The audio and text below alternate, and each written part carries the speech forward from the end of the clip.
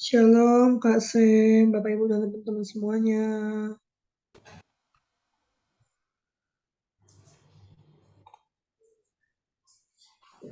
Halo, Salam.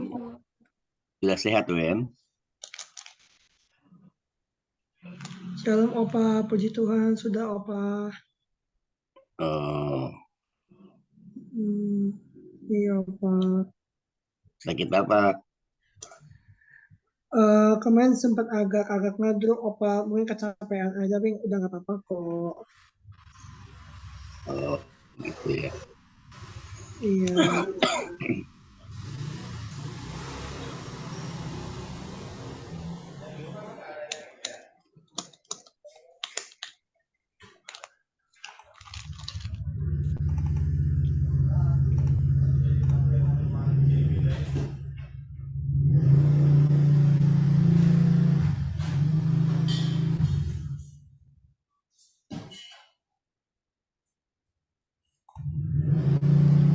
Shalom. Halo Ike.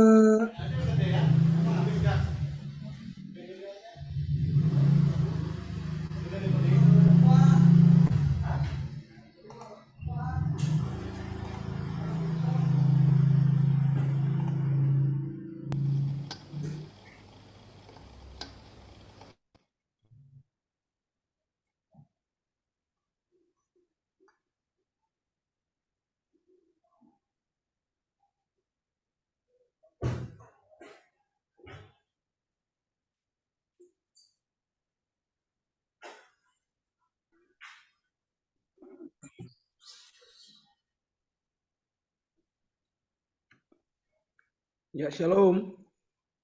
Shalom, Pak Rika. Shalom. Ya, Pak Elman dan semuanya. Shalom Pak Ike. Ya, Owen. Shalom Pak. Shalom, Bu Emilia. Shalom Pak. Selamat sore Pak. Selamat sore.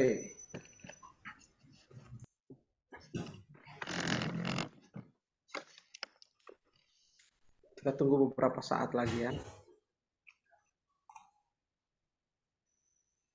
Baik Pak.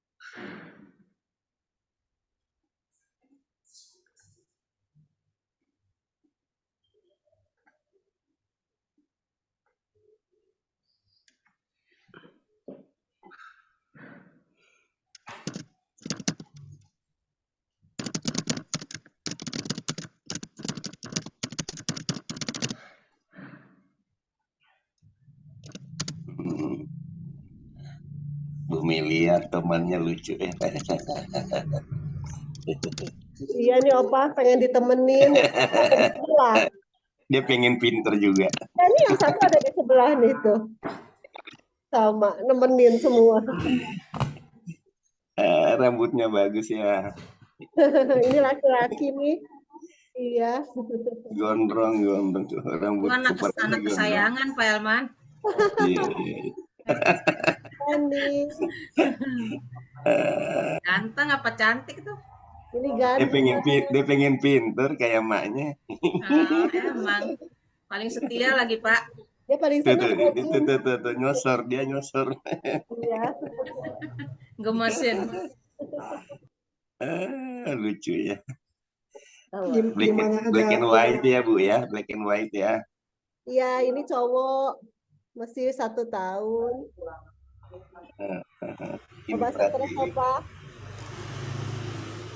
Ini ada di sini satu nemenin di atas meja wajib. Oh, Tuh. waduh, Waduh, lucu-lucu ya.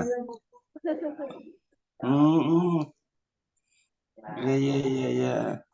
Dia pengen belajar. Iya, Heeh. ini nggak mau lepas yang ini.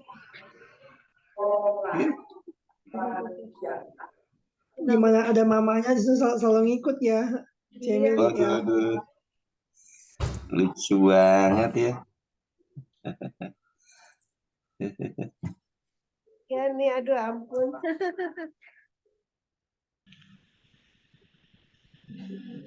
Pokoknya di mana ada mamanya selalu nempel deh pokoknya. Iya, Wan. Saya ada 5, Wan. Ada golden, ada samoyed. Banyak banget ya.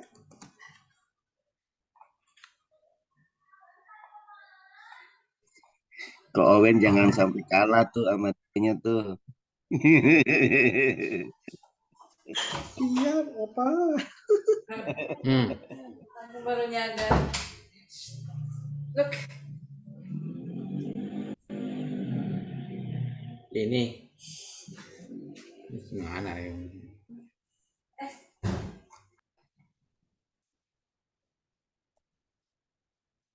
Mau dimulai Pak Royke PPW-nya?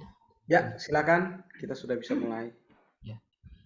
Mari kita sama-sama nyanyi dengan Bapa Kau Setia.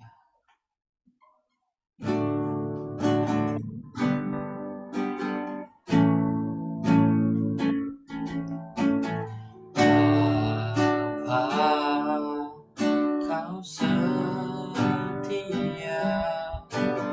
Bapa Kau mulia, tenanglah jiwaku, aman bersamamu.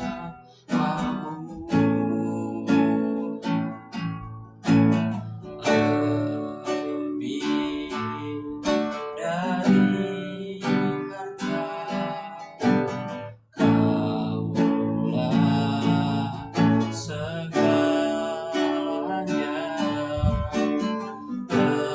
Tenanglah jiwaku dalam hadirat-Mu.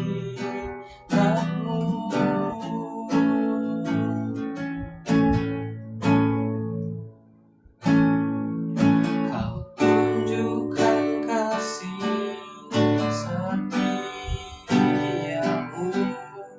Kau menyediakan yang ku perlu. Kau setia,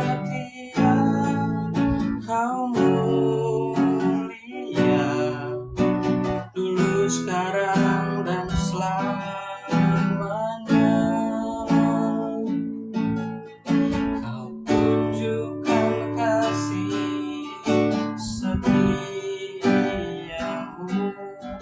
Kau menyediakan yang ku perlu. Kau setia, Kau mulia, Bapa Kau setia.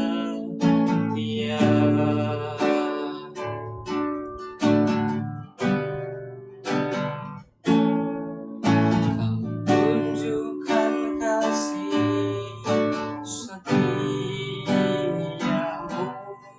Kau menyediakan yang ku perlu. Kau setia, Kau mulia,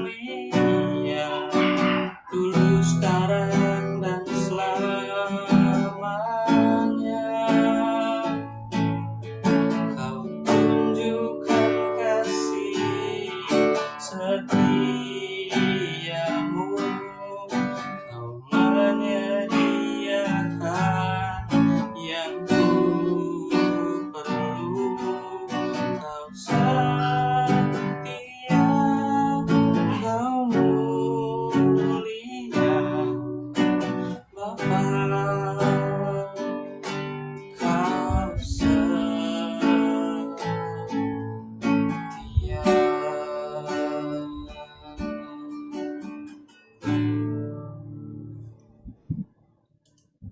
Mari kita bersatu dalam doa. Bapa di dalam surga, terima kasih Tuhan kalau kami akan memulai pelajaran kami bersama dengan Pak Royke.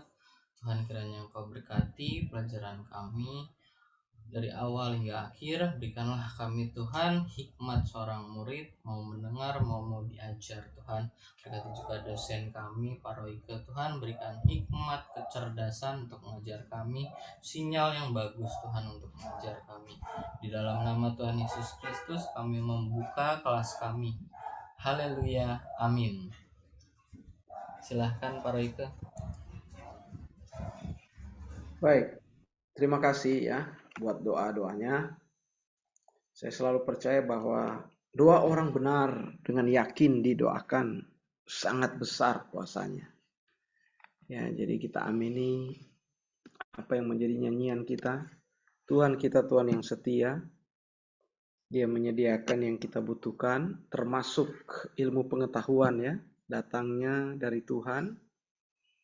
Kita berdoa biar kita diberikan hikmat terus, pertimbangan, ya, kekuatan, kemampuan untuk mengkaji, ya, menerima, mengembangkan.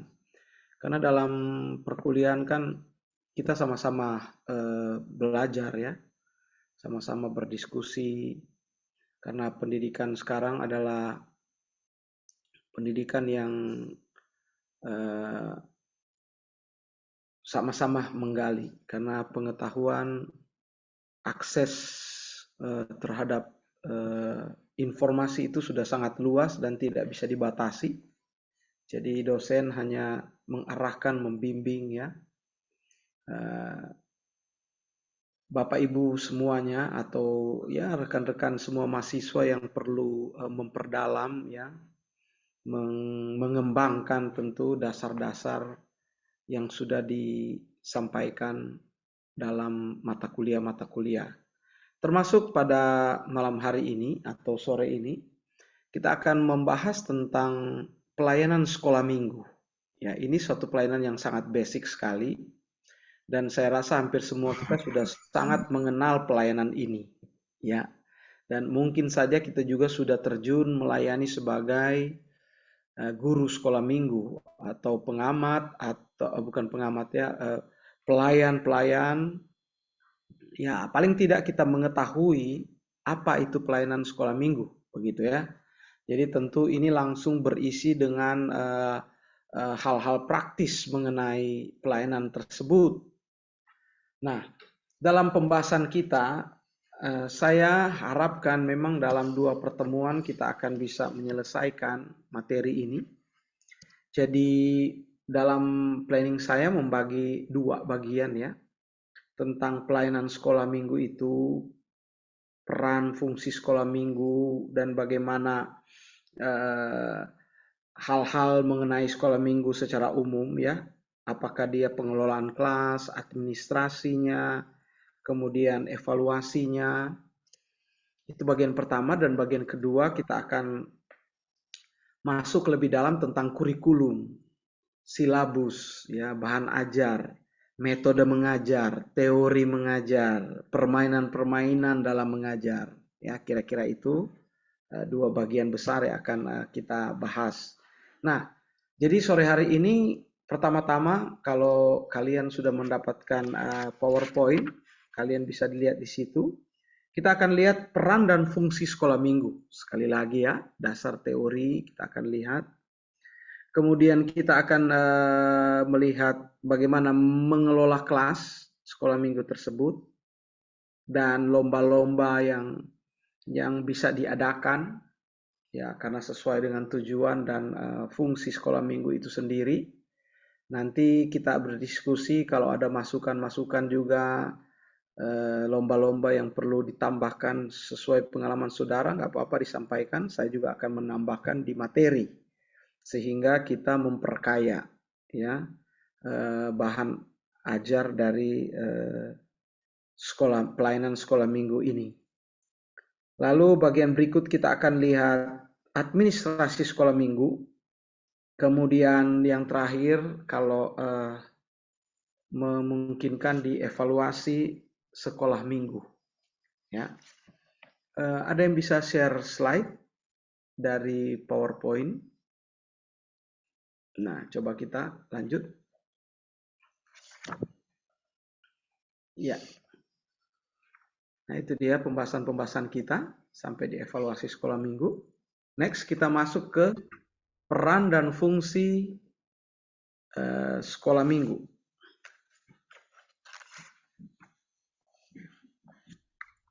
Oke. Jadi, peran dan fungsi sekolah minggu itu merupakan dua aspek yang saling berkaitan tentunya ya.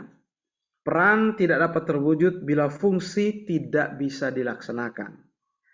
Pengelolaan dan guru sebagai pelaksana harus memahami dan mengupayakan sekolah minggu ini dapat berjalan sesuai perannya, manfaatnya, sesuai fungsinya. Jadi ada 4 peran yang akan dibahas di dalam pertemuan kita dari sekolah minggu, yaitu peran sekolah minggu yang pertama sebagai pusat pendidikan non formal. Ya, berkaitan dengan pendidikan agama tentunya. Kemudian ujung tombak, bisa dikatakan fungsi sekolah minggu itu ujung tombak dari pekabaran Injil. Ya. Lalu sekolah minggu juga berperan sebagai alat penjangkauan. Bahkan sekolah minggu juga dalam kegiatannya, ya, kalau kita perluas, ada fungsi yang keempat sebagai penyalur berkat. Gitu ya. Nah, kita lihat satu-satu.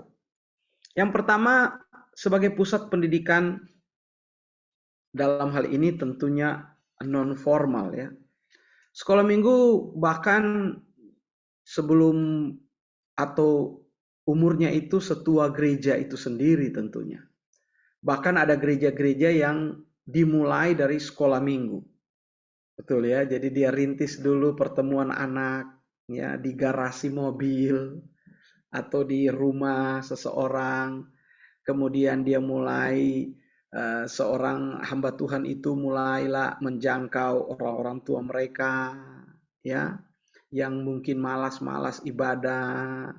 Lalu terbentuklah gereja. Jadi sekolah minggu itu begitu penting. Bahkan untuk mendidik gereja atau jemaat pada awal-awalnya, bisa dikatakan. Makanya bisa disebut bahwa sekolah minggu itu sebagai pusat pendidikan non formal. Ya. Kalau berbicara pendidikan, tentu dia berfungsi untuk mengubah sikap dan tingkah laku murid itu sendiri. Nah, perubahan memang terjadi tentu secara bertahap, di mana murid-murid diajar untuk memahami kebenaran firman Allah. Sekolah minggu mendidik murid untuk disiplin. Ya, kita tahu kalau sekolah minggu mendidik muridnya untuk bisa bangun ya tepat, untuk bisa menghadiri pertemuan-pertemuan dengan tepat waktu, diminta untuk membaca Alkitab secara rutin, ya bahkan kalau ibadah-ibadah dalam gereja secara umum mungkin sudah tidak lagi banyak menekankan untuk pembacaan rutin. Di sekolah minggu lah di anak-anak mulai dididik untuk membaca Alkitab. Bagaimana mereka juga diajar untuk memberi persembahan. Ya, belajar pelajaran-pelajaran atau kisah-kisah dalam Alkitab. Tambahan. Minggu juga melatih murid untuk saling memperhatikan ya, seperti juga dalam sekolah-sekolah umumnya. Mengasihi teman-temannya, toleransi dengan teman, menghargai perbedaan-perbedaan. Bahkan di sekolah minggu mendidik juga murid untuk bertanggung jawab. Nah, jadi jika proses pendidikan seperti ini terus berkembang, itu berarti anak-anak akan belajar dan bertumbuh dengan baik semakin dewasa dalam arti secara umur maupun secara kerohanian. dan semakin mandiri. Artinya ya semakin dewasa ya, semakin bertanggung jawab. Ya, next. Nah, fungsi sekolah minggu yang kedua adalah ujung tombak pekabaran Injil. Kenapa bisa disebut sekolah minggu sebagai ujung tombak pekabaran Injil? Ya, jadi begini, murid-murid sekolah minggu yang sudah diubahkan sikapnya dan siap menjadi pelayan Tuhan, itu adalah bisa dikatakan ujung tombak pekabaran Injil. Jadi di sekolah minggu lah orang-orang Kristen kan mulai diajar ya mengerti tentang panggilan, tentang amanat agung, menjadi murid. Ya, dengan demikian kalau dia semakin dewasa, tentu dia disiapkan untuk menjadi pelayan-pelayan.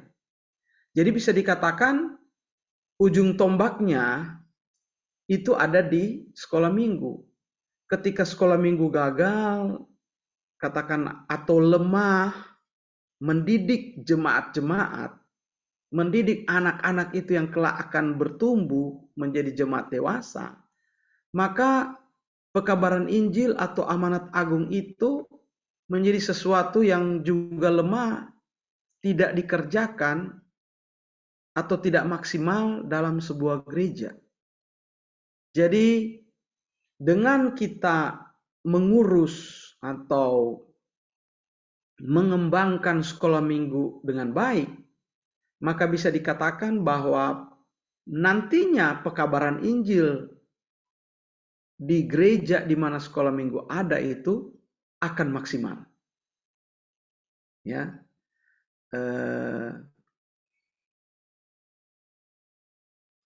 berbicara sekolah minggu sebenarnya berbicara tentang belajar.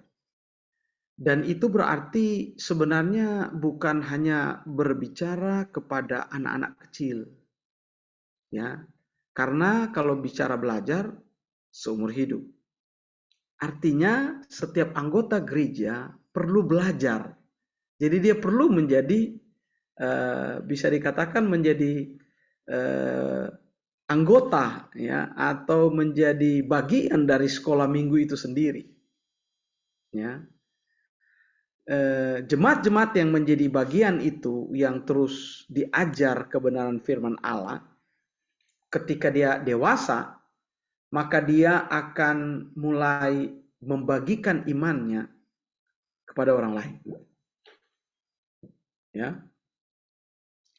Jadi itulah kenapa disebutkan bahwa fungsi sekolah minggu adalah ujung tombak pekabaran Injil. Jadi dia jadi pusat pendidikan agama secara non formal.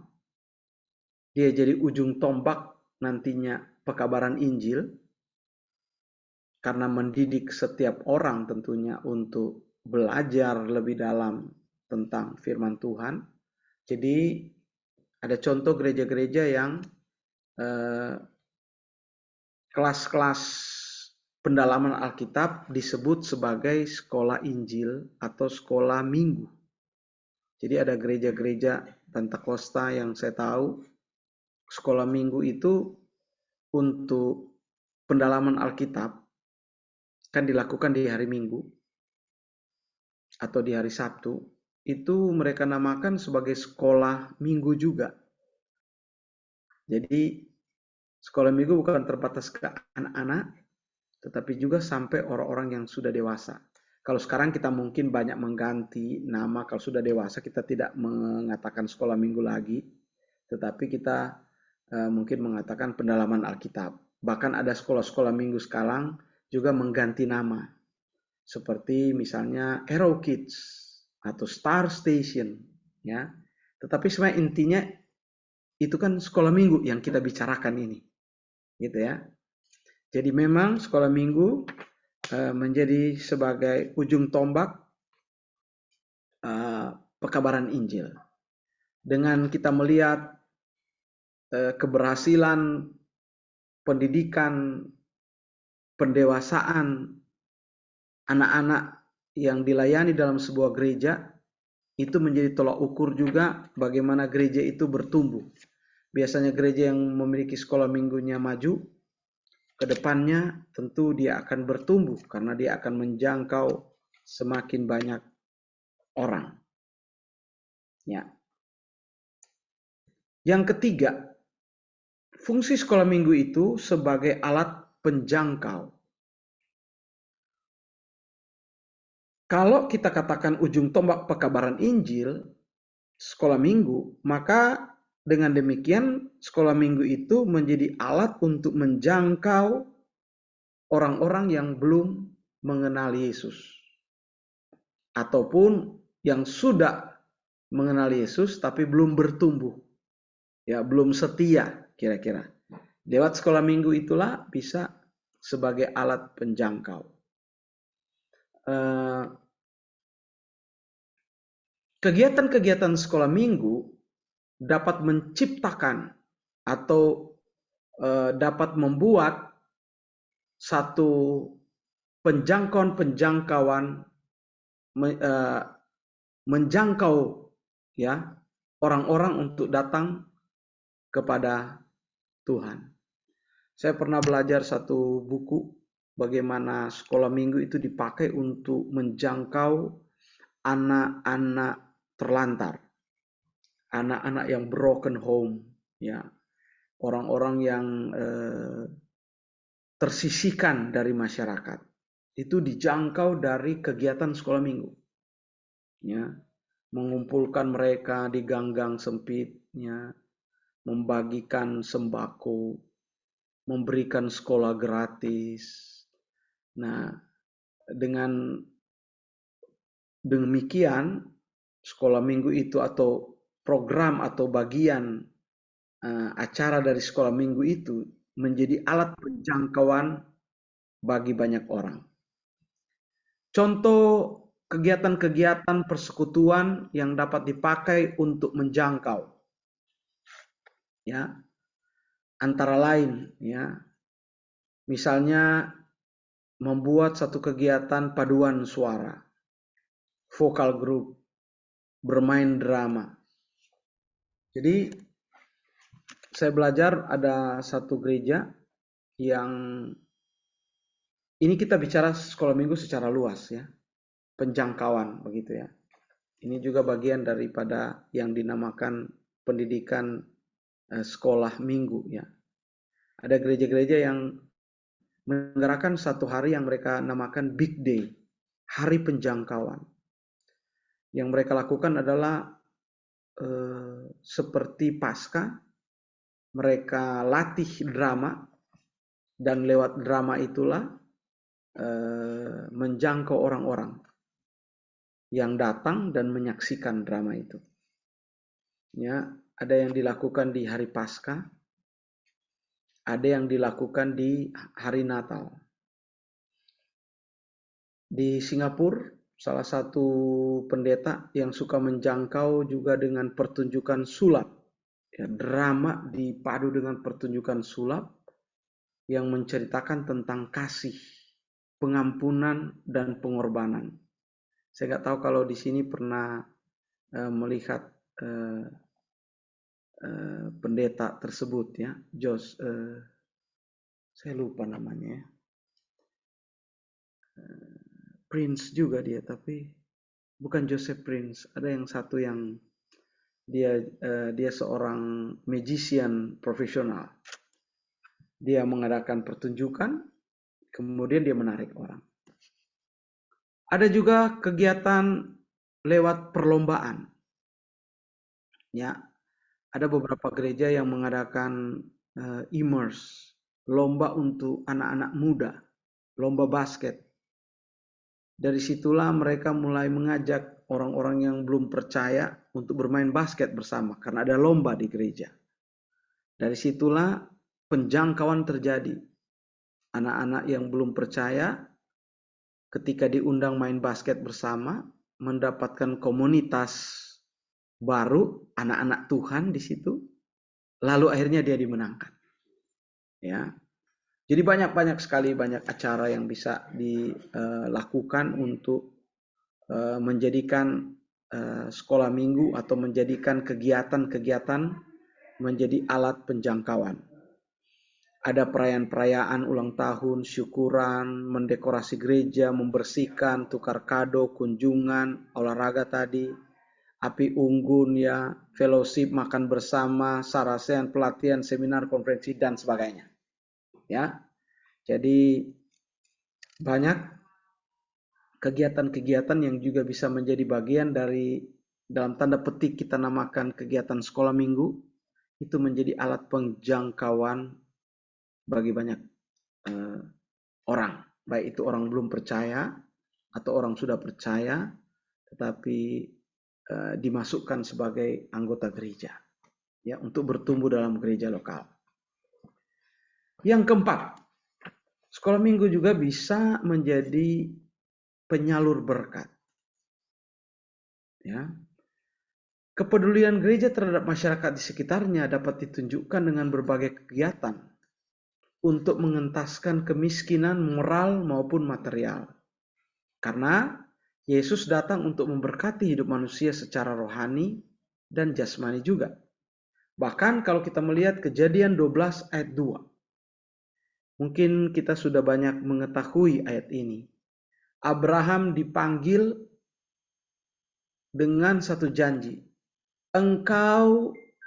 Aku akan memberkati engkau untuk menjadi berkat bagi banyak bangsa. Artinya orang-orang pilihan dipanggil untuk menjadi berkat bagi orang lain. Sehingga bisa dikatakan kegiatan seperti sekolah minggu ini mengemban tugas untuk membagi berkat bagi masyarakat sekitar di mana gereja itu ada. Berkat-berkat sekolah minggu yang bisa disalurkan tentu berupa doa-doa, daya, pemikiran, dan dana-dana.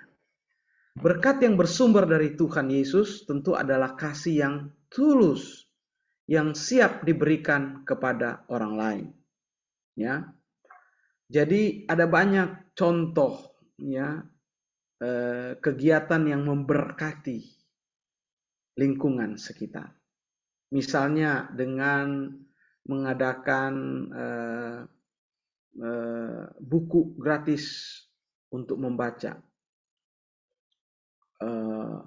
Kemudian pelatihan-pelatihan bahasa. Ya. Berkebun, bercocok tanam. Pelayanan kesehatan. Ya. Pemeriksaan kesehatan gratis. Pelatihan-pelatihan seperti servis motor, apalagi pelatihan servis AC, bantuan-bantuan sosial, dan bantuan lainnya. Ya. Jadi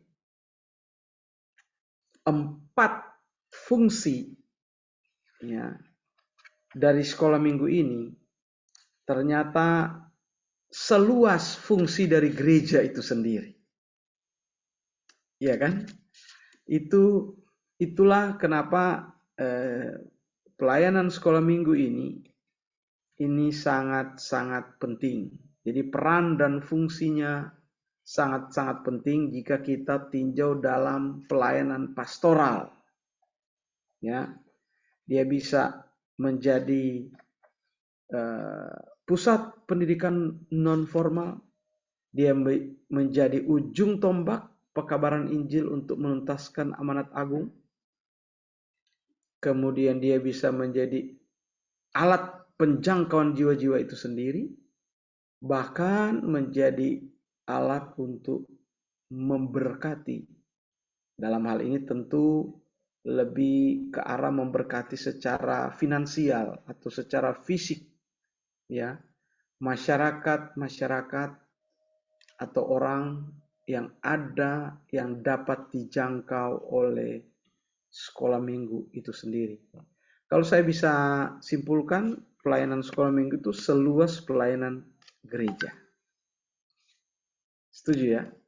Seluas pelayanan gereja. Makanya sekolah minggu sekarang banyak diganti dengan children church. Ya, seolah-olah ada gereja di dalam gereja. Karena kalau sudah berbicara pelayanan sekolah minggu itu sudah seperti pelayanan gereja seutuhnya. Makanya dinamakan gereja anak. Jadi ada gereja dewasa yang biasa yang kita tahu. Kemudian ada gereja anak. Ya, karena memang pentingnya fungsi dan peran dari sekolah minggu itu sendiri. Oke? Dari sini ada yang mau bertanya? Atau memberikan tanggapan?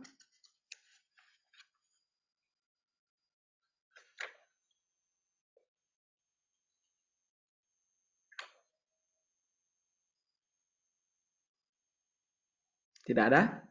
Kita lanjut ya. Tambahan, Setelah Pak. kita lihat secara Boleh kasih umum. tambahan dikit, Pak? Oh, silakan Pak Irman. Iya, mungkin poin ketiga kali, Pak ya. Alat penjangkauan jiwa ya, Pak ya. Ya. Ini sekedar ini aja, Pak, pengalaman juga sih. Biasanya ya kalau orang tua yang nggak suka ibadah ya, untuk cara menjangkau orang tua itu biasanya lewat anaknya ya, Pak ya. Ya, jadi pendekatan lewat anak. Ada dulu gereja itu yang biasanya dulu ngantar anak ke gereja, ya ngantar anak ke gereja. Lama-lama orang tuanya kejeblosan juga. Nah, ikut ibadah orang dewasa akhirnya orang tuanya, Pak. Gitu. Jadi alat penjangkauan efektif juga ya, Pak ya, itu sekolah minggu itu sekarang nggak langsung. Betul sekali ya. Betul sekali. Jadi memang banyak yang demikian, Pak ya. Oke, baik. Terima kasih. Benar sekali. Saya kalau Ya, itu aja, Pak. Makasih, Pak. Bisa tambahkan memang sekolah minggu itu kalau acara sekolah minggu selalu dihitung lebih daripada jumlah anak.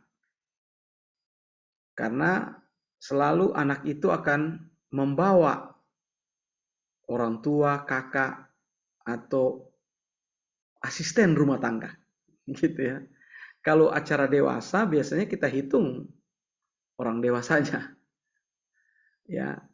Atau kalau ada penambahan sedikit 1-2 anak yang membawa anak. Tapi kalau anak, apalagi anak-anak kecil ya, sudah pasti kita akan menghitung, memperhitungkan yang akan mengantar dia. Yang bisa juga duduk. Ya. Dan seperti Pak Elman bilang, itulah kenapa dikatakan sebagai alat penjangkauan. Karena nggak sedikit juga dari yang ngantar, akhirnya justru mereka boleh menjadi murid Tuhan. Ya, bisa menjadi anggota gereja. Apakah itu orang tua, apakah itu asisten rumah tangganya, ataukah kakaknya, ya omnya, ya ada juga temannya. Anak sekolah minggu mengajak teman, ini ada pesta telur, ya. Kalau kamu datang, kamu dapat telur rebus gratis. Datang temannya, dijangkau bagi Tuhan. Ya, jadi memang pelayanan sekolah minggu ini begitu berperan penting ya dalam pastoral. Oke, baik. Ada lagi?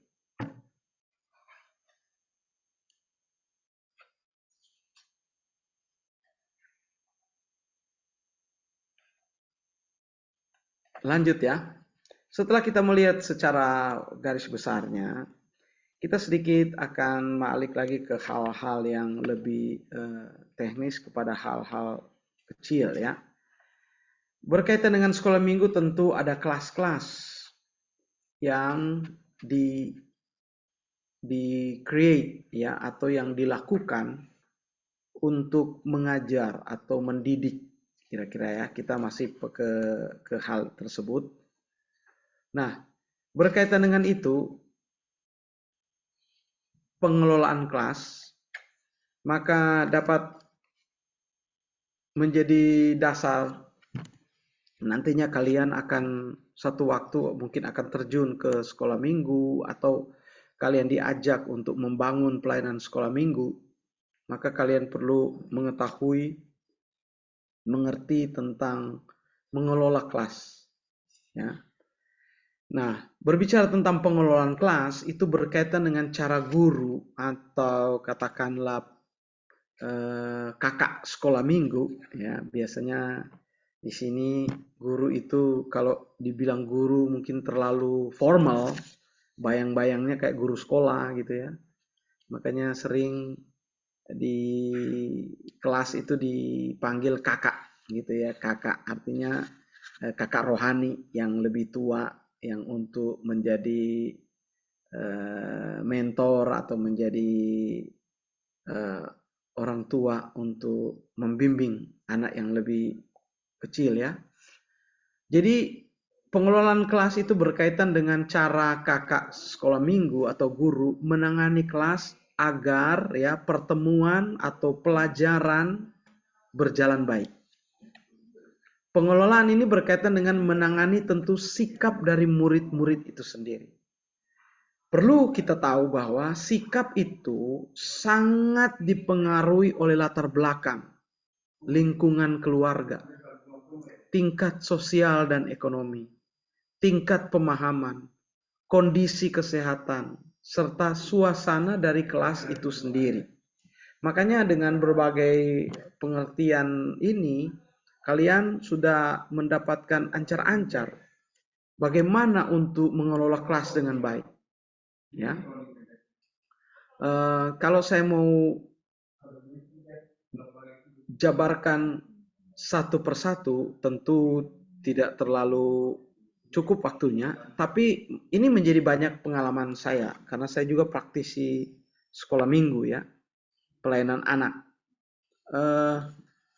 Kita harus benar-benar mempertimbangkan kondisi-kondisi anak-anak untuk bisa memiliki kelas-kelas sekolah minggu yang bisa saya sebut kelas yang berhasil atau kelas yang menggairahkan anak-anak. Kan ada kelas yang anak-anak pingin keluar aja dari kelas itu.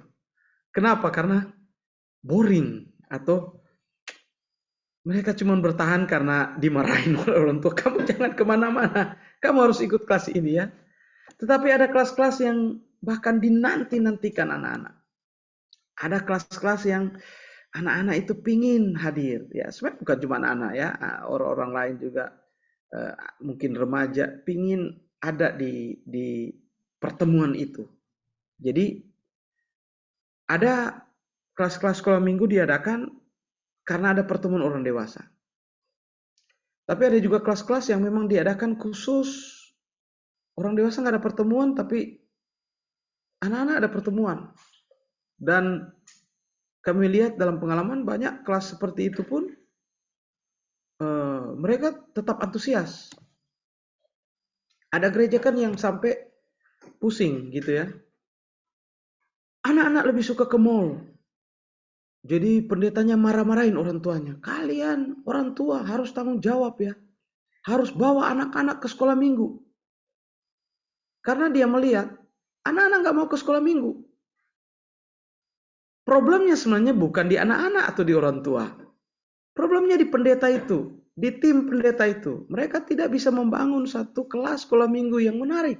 Ya. Tidak mengelola dengan baik. Sehingga anak-anak tidak mau ke sana. Ya, jadi kalian ini dasar-dasar kan tentu kita akan bisa praktekkan nanti. Latar belakang keluarga, tingkat sosial, ekonomi, tingkat pemahaman, kondisi kesehatan, serta suasana kelas. Salah satu contoh yang mungkin paling saya merasa paling relevan sekarang ini dan tidak banyak dilakukan oleh kelas-kelas sekolah minggu. Contoh begini, misalnya kita ditempatkan untuk pelayanan gereja itu katakanlah di kota yang tingkat katakanlah ekonomi sudah cukup, apalagi dengan teknologi yang cepat sekali berkembang. Anak-anak itu mendengar lagu-lagu baru. Anak-anak itu mendengar lagu-lagu stereo dari earphone mereka. Nonton TV yang sudah stereo kan murah, nggak terlalu mahal juga untuk dimiliki. Mungkin kelas menengah, kadang kelas bawah pun sudah memiliki. Tetapi banyak pelayan-pelayan sekolah minggu sound systemnya masih mono, tidak mempertimbangkan teknologi, asal-asalan. Sehingga ya nggak heran, anak-anak lebih suka ke mall, nonton TV, lihat gadgetnya sendiri, karena dia nggak nyaman kalau mesti ke kelas-kelas sekolah minggu. Makanya memang pengelolaan kelas ini, walaupun di buku ini cukup terbatas dia menulis, dia lebih fokus kepada guru dan muridnya. Kalau saya ingin menambahkan dengan ilmu lebih luas. Ya, jadi tingkat sosial ekonomi perlu dipertimbangkan. Bagaimana mempersiapkan kelas. Ya, suasana kelas penting untuk diperhitungkan. Sehingga kelas kita akan menjadi kelas yang berhasil. Selain sikap pengelolaan kelas dipengaruhi oleh sarana, juga dipengaruhi oleh alat-alat bantu. Ya, kegiatan siswa, waktu, tempat yang tersedia. Oke, itu walaupun itu hal-hal kecil praktis, tetapi dia sangat mempengaruhi. Makanya ada yang kelas-kelas sekolah minggu itu dilengkapi dengan alat-alat bantu yang modern, yang baik, tentu sesuai kemampuan dari gereja itu untuk bisa melayani sekolah minggu. Tetapi memang perlu menjadi pegangan paling kuat dalam mengelola kelas. Tentu guru itu isu yang paling penting untuk diperhatikan adalah bagaimana anak-anak itu punya motivasi untuk belajar, punya kedisiplinan dan rasa hormat. Itu yang mesti dididik kepada anak-anak kita. Ingat bahwa kelas sekolah minggu sekarang sudahlah menjadi satu kelas yang sangat terbuka. Ya. Jadi kita harus benar-benar juga menjadikan kelas kita menjadi kelas yang modern. Ya. Saya belum masuk kepada materi-materi atau pengajaran-pengajaran, tetapi saya ingin di pengelolaan kelas ini itu berkaitan juga dengan hal-hal yang lebih umum.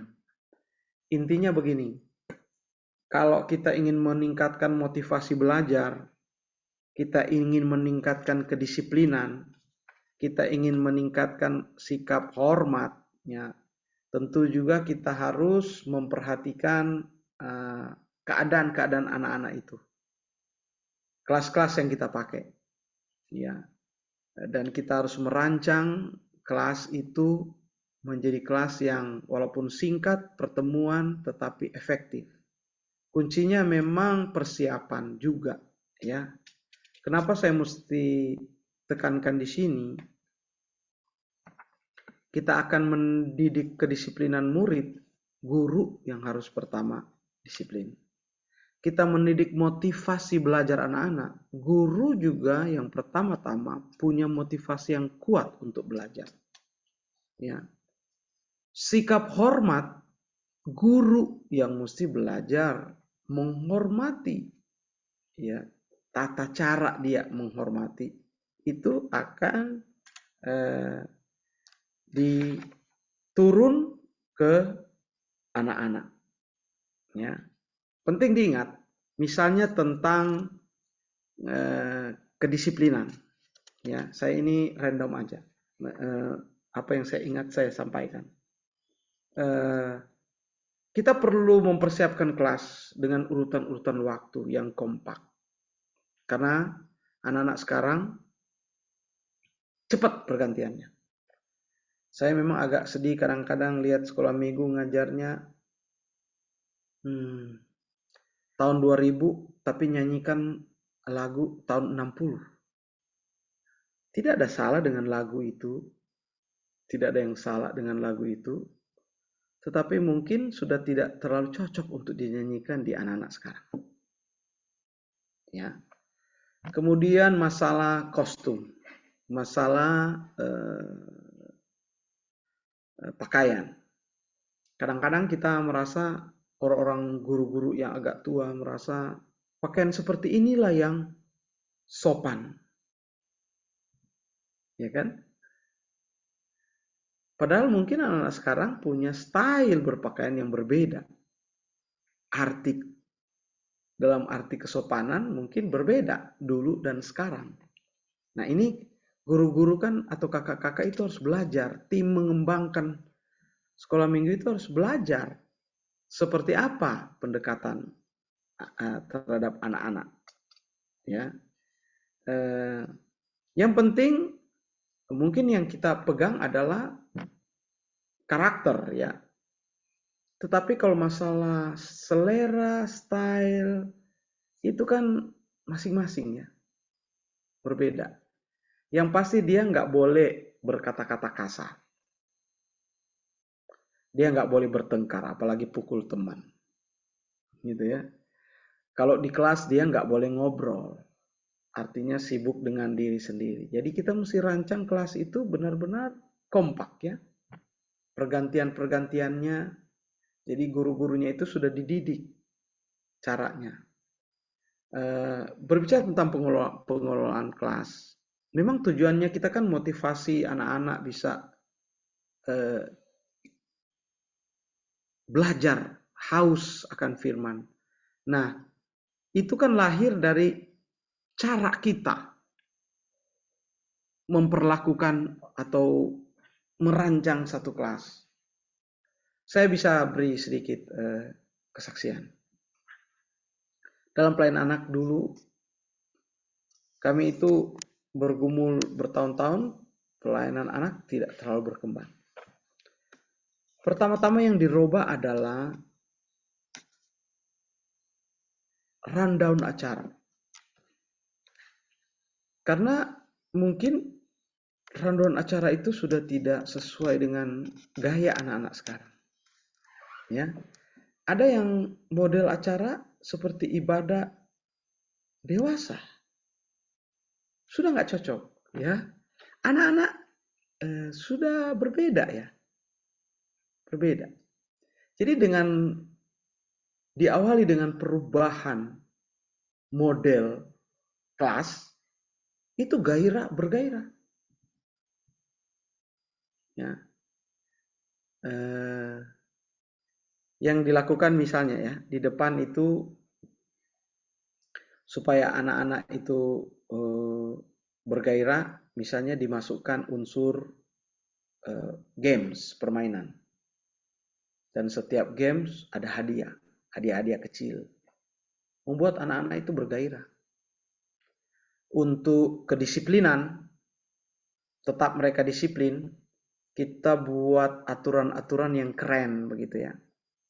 Misalnya ya, yang dilakukan adalah anak-anak akan sementara mendengarkan firman, anak-anak akan disuruh duduk, tangan ada di pangkuan begini.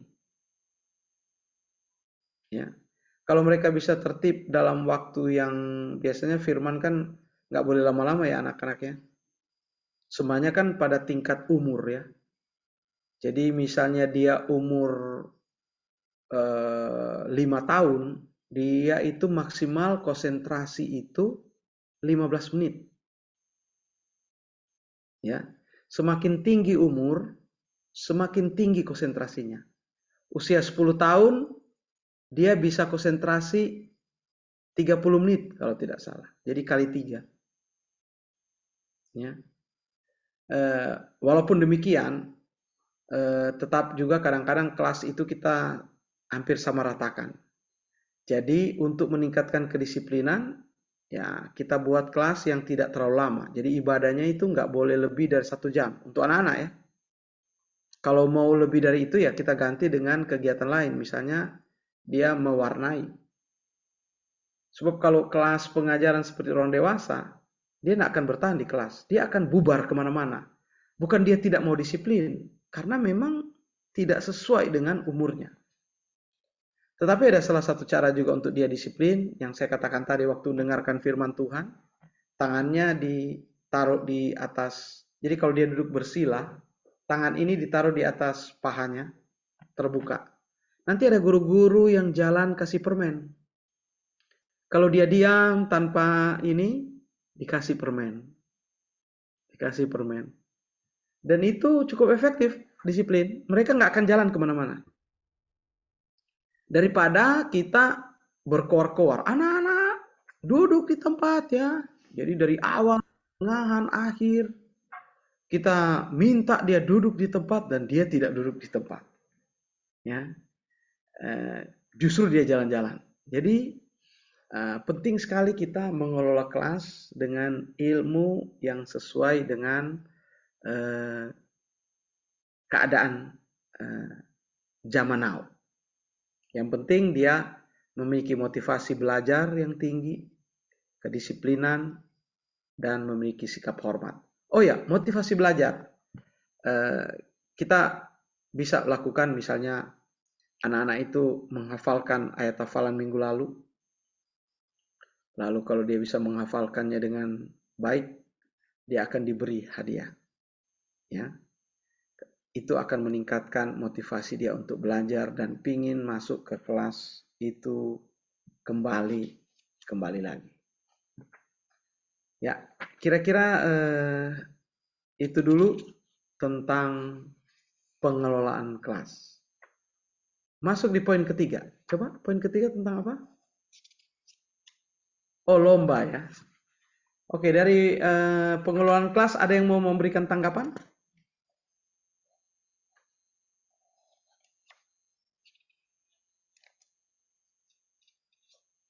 Bisa diterima ya, bisa mendapatkan sesuatu ya dari pengelolaan kelas. Pengelolaan kelas itu penting karena itu yang salah satu hal yang paling menentukan supaya kelas sekolah minggu kita tetap eksis dan menjadi kelas yang diinginkan. Yang ketiga tentang lomba-lomba. Ya, dengan cepat ya. Lomba merupakan ajang kegiatan untuk meningkatkan rasa percaya diri, menambah pengetahuan, berlatih untuk melayani pekerjaan Tuhan. Lomba harus diarahkan untuk mengembangkan dan menilai keterampilan peserta agar dapat dipersembahkan kepada Tuhan. Selain itu, perlombaan juga dapat dipakai sebagai alat penjangkauan. Oh, bisa juga jadi penjangkauan anak-anak atau orang-orang yang di luar gereja. Next.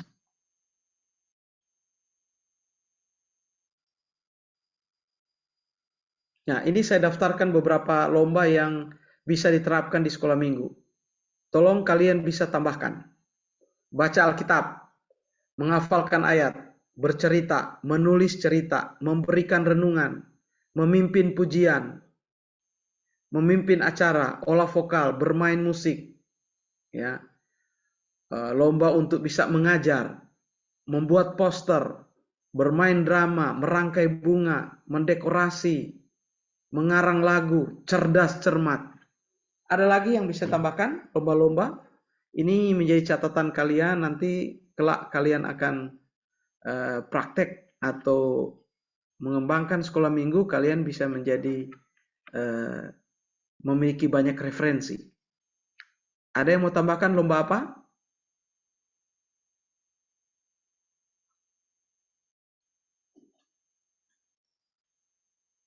Siapa yang pengajar sekolah minggu sini?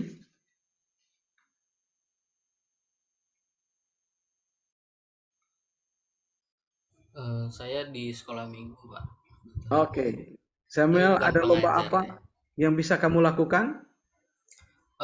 Terkait tentang lomba nih Pak, bukannya saya mau menambahkan, cuma dari yang sudah ada dari daftar Bapak, ini kita pakai beberapa ya di dalam sekolah minggu di hari Minggu itu. Jadi seolah-olah kita buat kelas itu biar nggak boring, jadi mereka seolah-olah berlomba. Berlombanya gimana? Ya seperti misalkan menghafalkan ayat ya, kemudian kita kasih hadiah gitu. Ya. Atau misalkan mereka mau perform, yaitu maju ke depan terus mereka bernyanyi memuji Tuhan gitu. Nah itu kan sebuah keberanian juga ya dari mereka gitu, yang balita masih kecil-kecil gitu, Pak. Bisa dibayangkan mereka menyanyi di depan gitu memuji Tuhan dan dikasih hadiah juga gitu. Jadi kebanyakan sih kita gunain suatu hadiah gitu Pak, untuk memancing mereka melakukan hal-hal ini gitu Pak. Istilahnya lomba, mereka berlomba gitu jadinya. Betul, setuju. Jadi memang perlombaan itu sangat-sangat baik sekali untuk diterapkan di sekolah minggu. Karena ya memang betul, karena dengan lomba meningkatkan rasa percaya diri. Ya, anak-anak perlu ditingkatkan. Menambah pengetahuan. Menambah jam terbang atau berlatih mereka. Ya. Dan kalau saya bisa tambahkan menjadi catatan, kenapa kita mesti banyak berlomba? Karena fakta kehidupan mengatakan kita itu berlomba. Jadi dengan berlomba, anak-anak itu sudah disiapkan kepada fakta kehidupan yang nyata. Bahwa dalam hidup ini berlomba. Gitu ya. Jadi mereka sudah punya mental berlomba. Nah, yang penting kita mesti ajarkan tujuan dari lomba itu. Apa spirit di balik lomba itu? Supaya mereka tahu berlomba dengan benar, enggak curang. Supaya dalam hidup ini mereka tidak menjadi curang. Dan mereka tidak menjadi gampang menyerah atau sakit hati. Karena kita akan ajarkan setiap lomba selalu ada yang kalah, ada yang menang. Sehingga pada waktu mereka berhadapan dengan kehidupan yang nyata, pada waktu mereka gagal, mereka nggak putus asa. Karena bagi mereka sudah biasa kok. Karena itulah hidup. Ya, jadi salah satu fungsi lomba itu juga mengajarkan kehidupan yang nyata. Sehingga anak-anak itu sudah biasa menang dan kalah. Sehingga waktu mereka menghadapi kehidupan nyata, mereka itu bukan orang-orang yang patah hati, patah semangat gitu ya, waktu kalah. Karena setiap orang kan pernah akan kalah dalam hidup ini ya. Ya.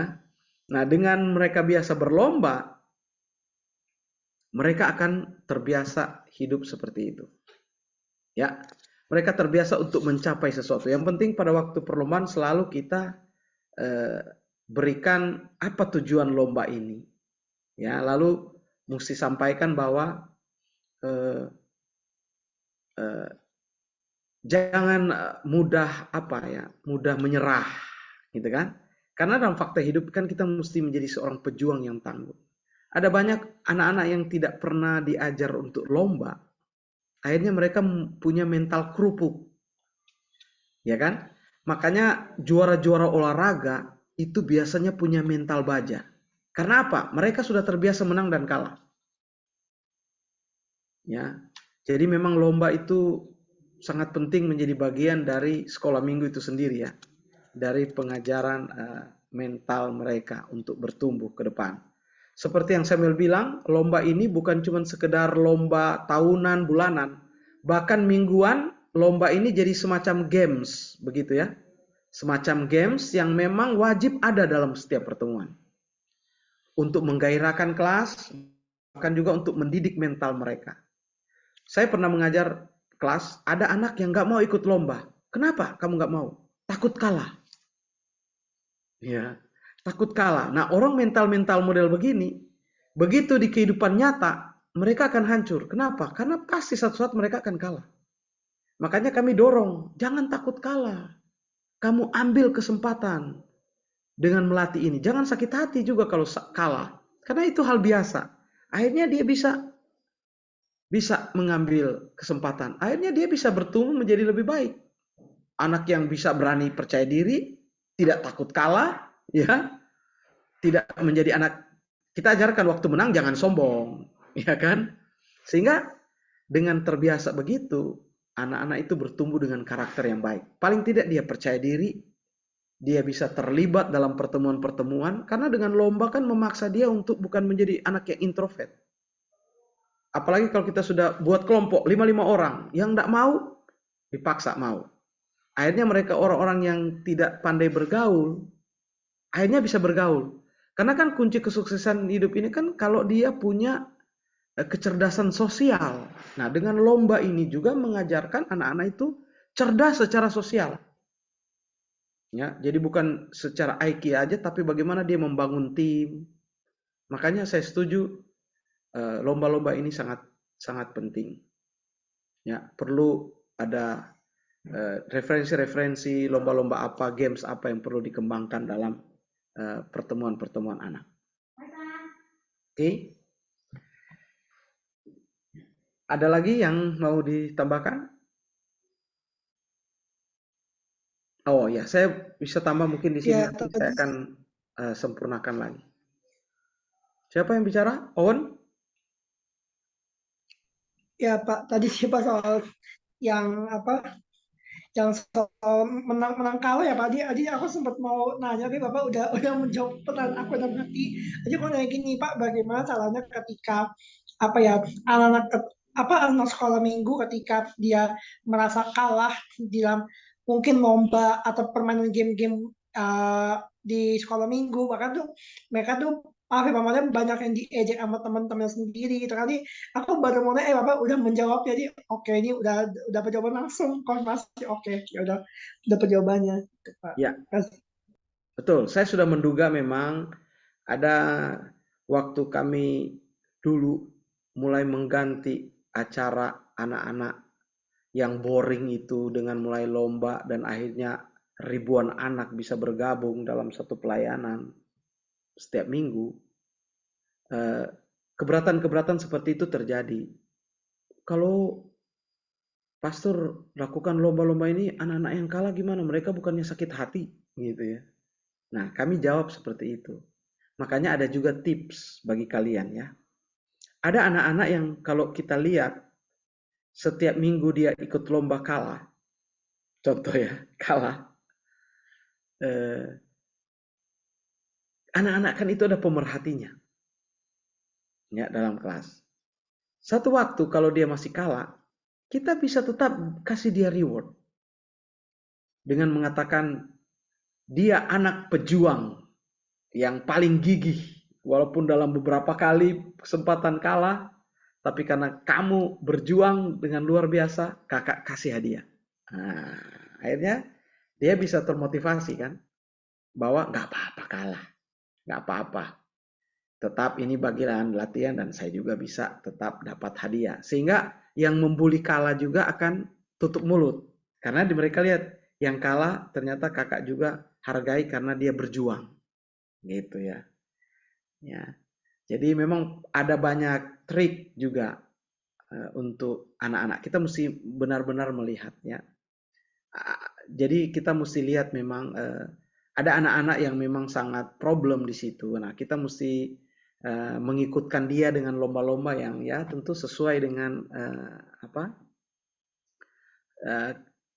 karakternya atau sesuai dengan umurnya. Kadang-kadang kan kita mempertemukan anak yang semakin gede. Ada yang gede, ada yang kecil. Kala kecilnya sakit hati, kita bisa kasih motivasi. Motivasi itu pribadi. Jadi misalnya ya, satu kakak misalnya saya dalam pertemuan kali ini saya memimpin grup A. Ya. Begitu saya lihat kala anak ini sudah agak down, saya akan panggil mereka khusus. Ini kumpul tim A. Saya kasih tahu, nggak apa-apa kamu kalah.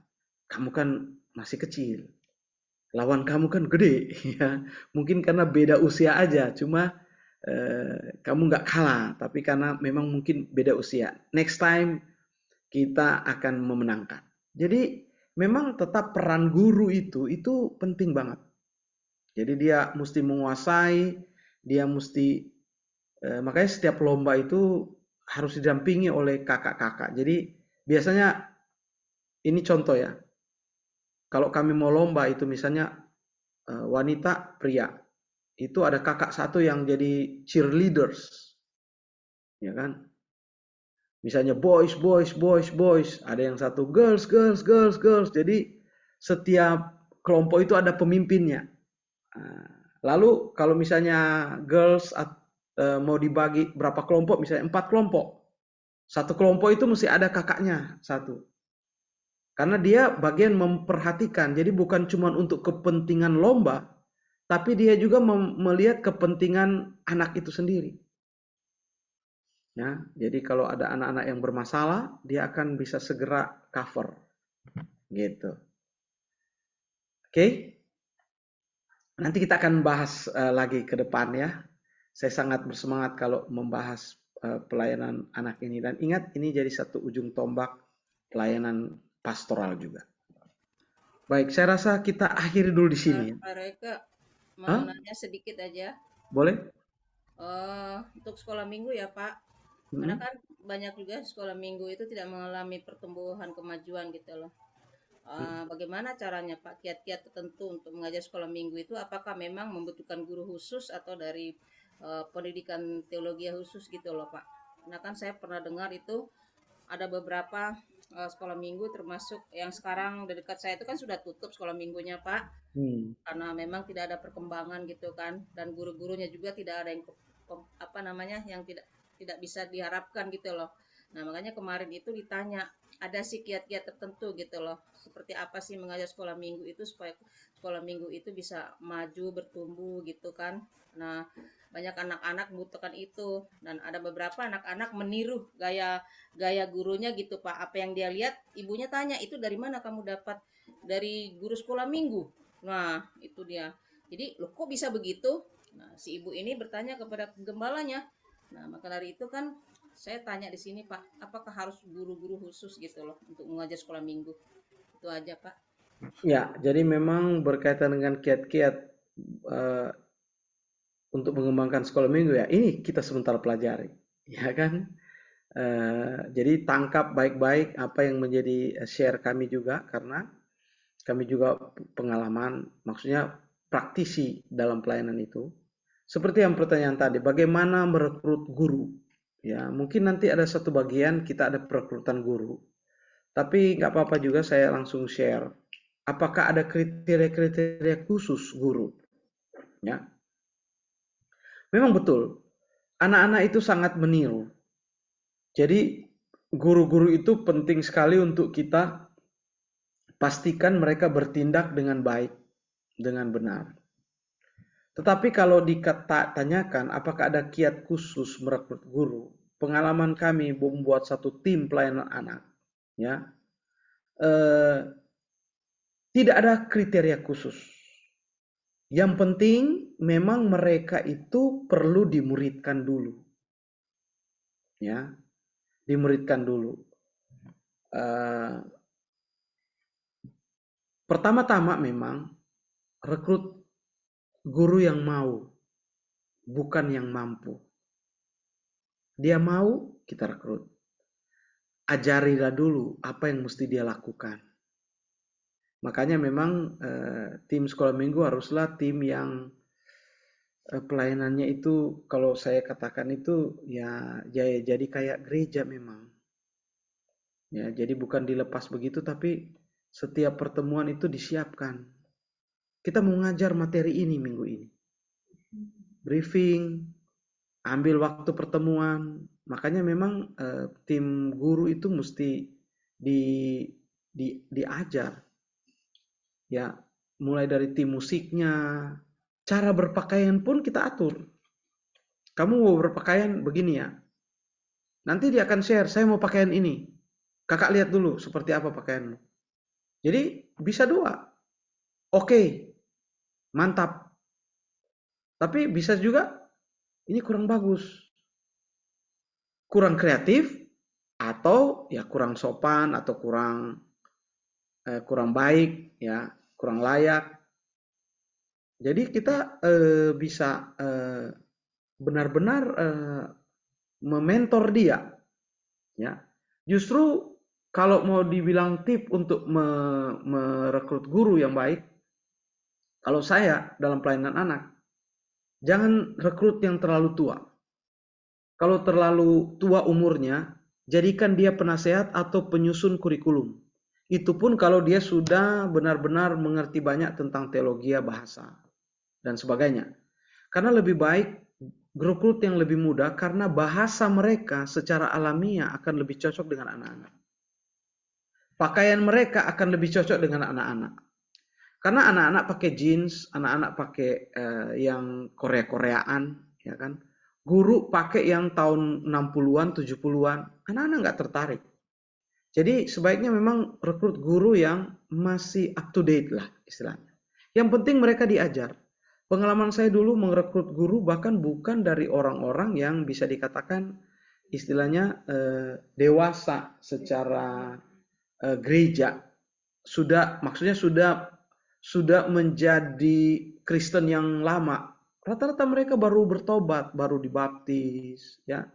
Pelajar-pelajar atau anak orang dewasa muda yang baru bahkan ada beberapa yang baru ke gereja dari latar belakang Buddha, Konghucu.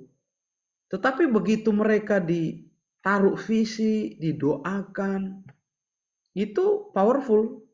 Jadi jangan mesti tunggu yang sudah karatan dalam arti dia sudah jadi anggota gereja yang lama, dialah yang diurapi untuk mengajar. Enggak juga. Ya. Ya, saya bukan menyisikan yang tua, ya, saya juga sudah cukup tua. Tetapi memang untuk mengajar anak harus sesuai dengan zaman itu. Jadi lebih baik rekrut yang memang punya motivasi yang kuat, muda yang memang sesuai dengan supaya kan nggak cocok gitu loh. Makanya mungkin kenapa jatuh bangun dalam membentuk timnya karena kita salah sasaran. Sehingga jadi membentuk tim itu lemah kita. Guru ini pergi dan nggak cocok dengan anak. Ya mungkin karena kita salah sasaran. Salah satu cara merekrut ya rekrutlah yang anak-anak muda. Karena dia sangat cocok dengan anak-anak. Terutama kalau kami menurut saya, kan kita melayani Tuhan sesuai zaman, terutama bahasa. Kan bahasa sekarang beda dengan dulu. Dulu kalau kita ngomong pelan-pelan, rapi, teratur. Seperti Menteri Penerangan zaman dulu, Harmoko. Gitu kan, pelan-pelan ya, Pak Elman tahu ya, Harmoko ya, Pak Harmoko ya.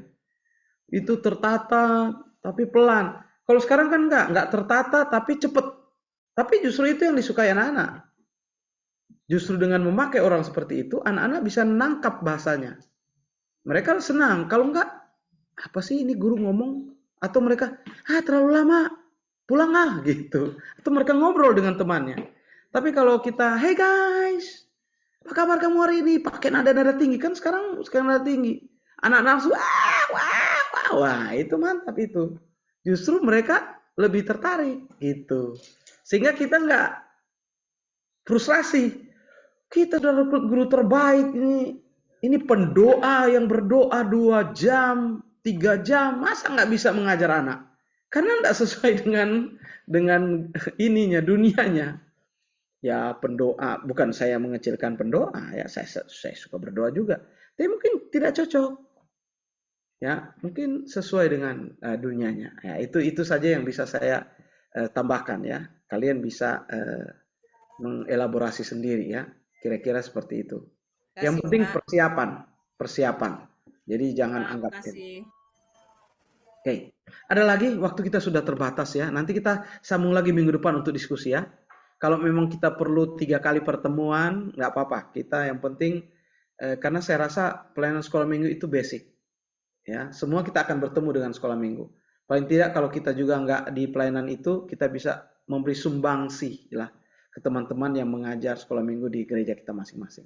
Setuju ya? Oke, saya rasa kita akhiri saja dulu pertemuan kita ya, karena waktu sudah memisahkan kita.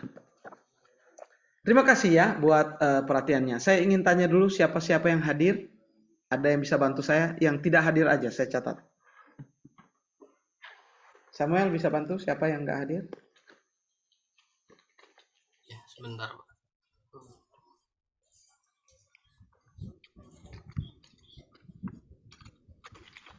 Lihat presensi dulu.